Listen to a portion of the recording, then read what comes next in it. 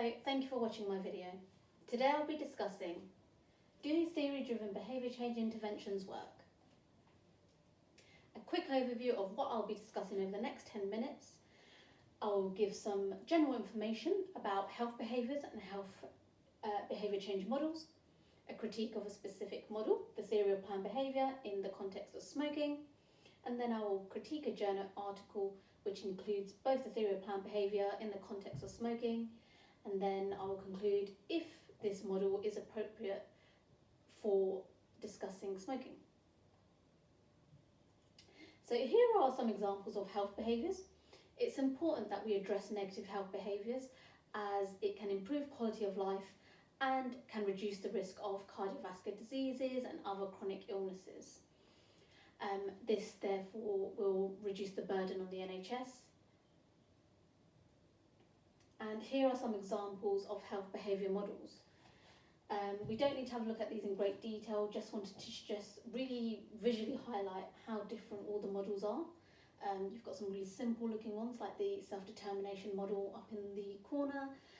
You have the trans-theoretical model, which is a different shape, and then you have the health belief model with lots of arrows, and you have the social cognitive theory model with arrows in different directions. So you can see how different they are, and these different elements of these models may make them more appropriate for certain health behaviours. So it is important you choose the correct model when considering which health behaviour you're trying to intervene with.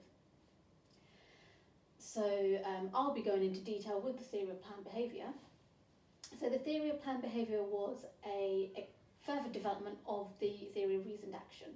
So Ashben and Fishbin had a model where they had attitudes and subjective norms, and then they later included behavioural control as the third component, and that's how the theory of planned behaviour came to be. And here is a visual of that model. So we have two elements in each of the components. So you have attitude, subjective norms, and behaviour control. You have belief of outcomes and the evaluation of outcomes. In attitude, in subjective norms, you have the important others' attitudes towards behaviour and the motivation to comply. And with behavioural control, you have internal control factors and external control factors. So internal control factors are how in control you are of what happens to you, and external control factors are outside influences on what happens to you. So these three components lead to behavioural intention, and that intention leads to behaviour change. Behaviour control can also go straight to behaviour change and doesn't necessarily need to go down the route of intention, then behaviour change. So if you apply this in the context of smoking, a positive attitude, a supportive subjective norm, and an internal behavioural control will lead to intention and then behaviour change. So the person believed they could give up smoking, and they evaluated if they give up smoking they'll save money. Their family members were supportive, and they also decided to give up at the same time as their best friend, so they wanted to comply with each other so they weren't the ones breaking the pact. And then they were in control of not buying the cigarettes. However, there was some unlucky incidents where the family member offered a cigarette. However, because the majority of it was positive, the intention was still high, and they went on to give up smoking. So I'm going to critique the journal which discusses the educational differences in the intention to stop smoking, and they use the theory of planned behaviour to explain this. So their objectives. So the components of the theory of planned behaviour model, so there's three components. They were unequally distributed. If we can find out where the distribution is, it may help us explain the socio-economic differences in smoking association, so we can really target our interventions. So my critique of the objective, higher education doesn't necessarily indicate higher socio-economic levels. In the article they used references to explain that they did. However, it's a big leap.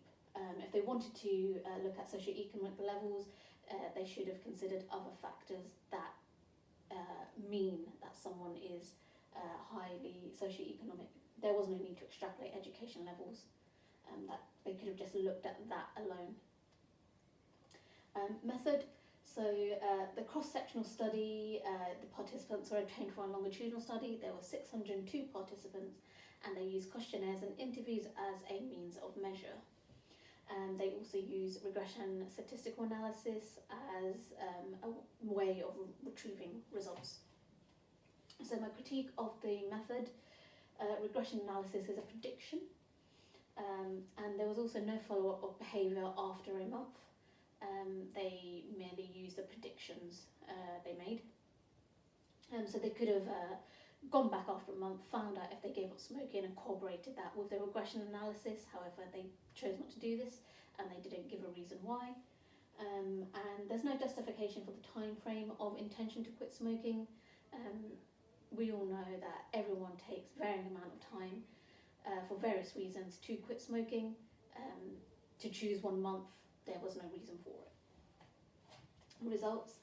So the education levels made no difference to the intention of quitting smoking. So whether you were low educated or highly educated, everyone had the same positive intention to quit. However, lower educated groups found it harder to actually follow through with the behaviours of quitting. So my critique, similar to the methods, the results are based on regression analysis, therefore they were predictions, and those predictions are based on a method that wasn't robust, in my opinion. So discussions of the study, internal behaviour control and the intention have equal importance to behaviour.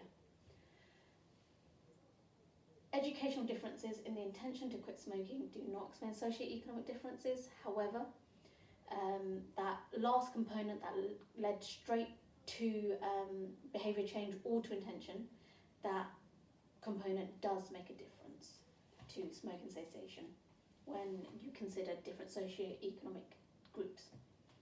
So my critique of the discussion, so the researchers decided to use self-efficacy rather than internal and external behaviour control. It just seemed like there was a complete misunderstanding of external behavioural control, and they just completely left that out and decided to call the last component self-efficacy, and there wasn't a huge discussion into why they decided to do this. And then the conclusion of the study, so they concluded that there are socio-economic differences when it comes to quitting smoking, and then they identified low self-efficacy, so that internal behavioural control is lower in less educated people. So we can target our interventions when we have lower educated people. We can target the self-efficacy rather than putting efforts all over that model. We can really target that self-efficacy, and that will quickly lead to behaviour change. And my critique of their conclusion, they interchangeably use socio-economic groups and education groups when the link wasn't strong enough to call one another the same thing, to consider them the same. So does the theory of planned behaviour model support smoking cessation? In my opinion, no. The theory of planned behaviour model does support intention to quit smoking. So if someone has no intention and we want them to start thinking about quitting, then this is a good model. However, further steps are needed in between intention and actual behaviour change.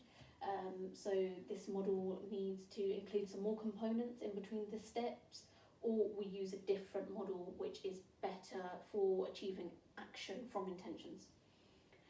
However, alternatively, the theory of planned behaviour model may help with the prevention of uptake of smoking because of that subjective component, but when it comes to smoking cessation, it doesn't support, this model does not support that.